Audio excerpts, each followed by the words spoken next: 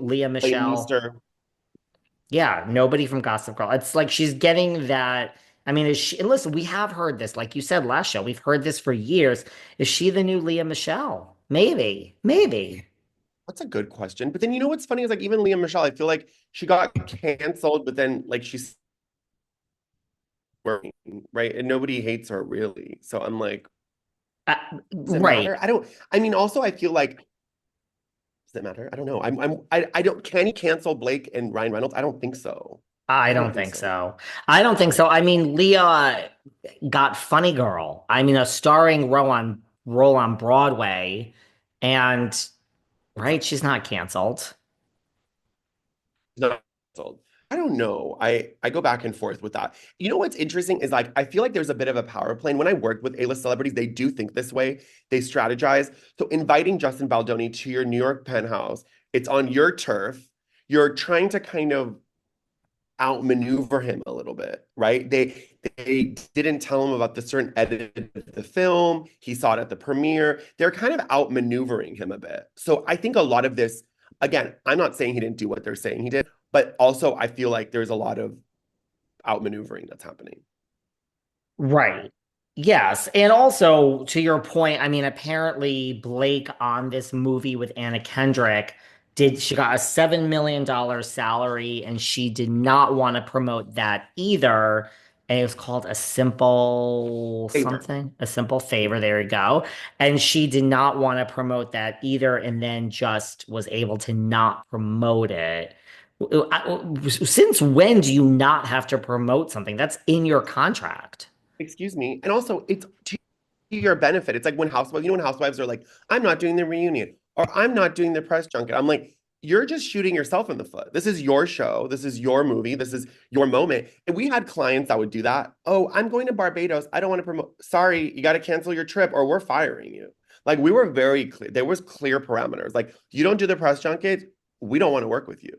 Because nobody wants a difficult client, even if they make you millions of dollars. Nobody wants to deal with it. So I think like she can be quite difficult. And the thing is, they're doing a second movie. So, like, and also I think from Anna Kendrick's perspective, it was probably annoying because not only did she get paid less, but she was in the entire movie. Blake Lively goes missing, sorry, spoiler alert, halfway through the movie. So she's not even in half the movie.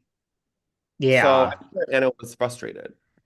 I mean, this is ruining the whole Gossip Girl experience. For me, I love this show so much. People, I mean, Serena.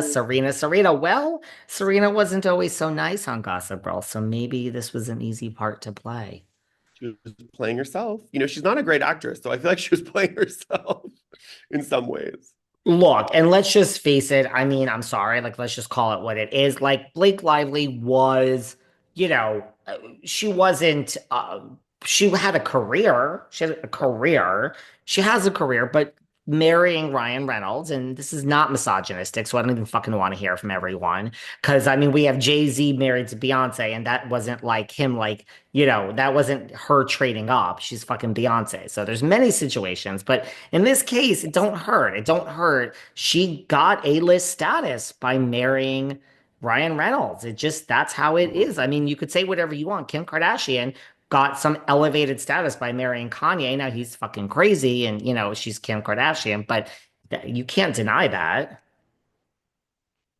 Am I Can't losing? deny that it like elevates you, and it goes both ways. Like you said with Beyonce and Jay-Z, like it's like it gives you before she was Beyonce, she was in Destiny's Child. Yes, she had a career, but he elevated her. And I think, her being best friends with Taylor Swift, it's like married to Ryan Reynolds, best friend with Taylor Swift, and then it's actress, right? So that's the third thing. Now, in Travis Kelce's case, he might be elevated by marrying Taylor. I mean, some Yes. Chiefs, some people in sports might disagree with me, but I don't know about that one. What else do you want to talk about? Anything on your mind? Dorinda, did you see this interview with Dorinda? Dorinda got voted off the Traitors. I don't know if you're watching Traitors, but let me tell you, oh, as good as ever. Really? I gotta get into this, David, because I know everyone's been telling me. I watched the first season, the first episode, and I couldn't get into it. But this looks good. I saw Am I losing Sandoval. you? I Oh, sorry. You were looks like good. breaking up. You're like breaking up. Oh, Okay, saying my internet's unstable, but I'm on it, so let's see. How about now? Yeah, that's a little Are you okay now? better. Yeah, that's a Okay, little great. better. Yeah. Sorry, this Wi-Fi is not the best. No, Um, I get it. So Dorinda, I think because a part of that, and she did an interview and she's just saying, like, nothing really different, but Dorinda understands the game. She says with Housewives at the beginning, life was great and everyone loved her. And she started thinking, wow, like maybe I'm a celebrity. And then you get your hair done and you get new clothes, and that's just normal. And she's like, and then there's just that season where you realize, her advice to everyone is they build you up so they can tear you down. And then they asked ooh, her, do you remember that first season when they started tearing you down? And she said, I don't, but that is just the housewives game. And I thought that was really good advice. Like for everyone, like Stacey Rush and, Jennifer Pedantry, like wherever you are in your housewives career, for all the newbies, anyone that has a great season, like you are gonna remember Erica Jane, her first season, second season, third season. Then we tore her no. to pieces, people.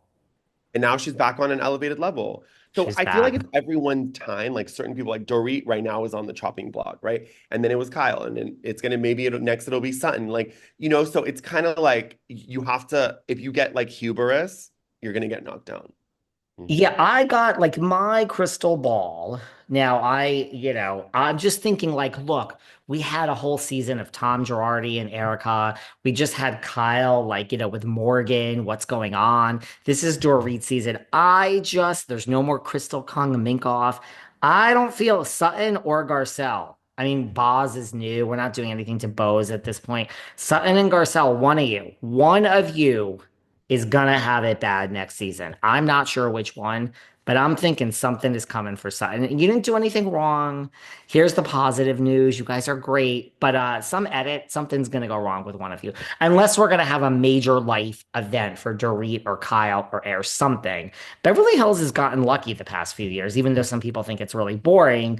We've had a lot of real life events. You know what happens Yes. when those don't exist. Remember Lucy Apple Juice and Munchausen? I don't know. Garcelle and Sutton, I feel like something is coming for one of them. I just feel it's time. I don't want it to, but I feel it's coming. Absolutely. The thing that would really give them a little bit something, if there's an issue between their friendship. And I've seen a little bit of Jennifer Tilly starting to kind of step away from Sutton. So I wonder if they're going to have a little bit of a dust up because she's not really defending Sutton. She kind of is actually doing the opposite, right? That's a good point. Listen, I've said it a million times, and I think Lisa Barlow just said something like this. Like when you're on the Housewives, each season they do it. They will call Erica, Sutton, Right. Kyle, whatever your franchise is, they call you and they say, "Who can you recommend? Who? Like give us names. Tell us who Yeah. your friends are. Put them forward." Now I understand the girl that you see at the party, maybe like number 14 on Crystal's 14 friends. But I don't know why anybody, I've said this before, would ever recommend their lifelong 40-year, 30-year, your real true friend, your acquaintance that you see and you have coffee with. Why would you ever recommend a friend of yours? Now, we already knew about Tilly and Sutton, and so, but you know what I mean? Like, I don't know. I said this in the beginning. I mean, they seem like they're real friends. I don't think anything can go wrong, but this show is not kind to No. friendships. No, it's really not. Especially when you don't have a storyline. I wonder if the producers are like, okay, here's the storyline. What's Sutton's storyline? What's Garcelle's storyline? They're just in it with Dorit. Garcelle just keeps showing us her beach house. Yeah, albeit it's beautiful. And I really do like Garcelle. But when Bose comes in with a really fully fleshed, Fully fleshed story. Yep, it's I hard to root agree. for Garcelle. I'm like, you're doing another Lifetime movie? That's great.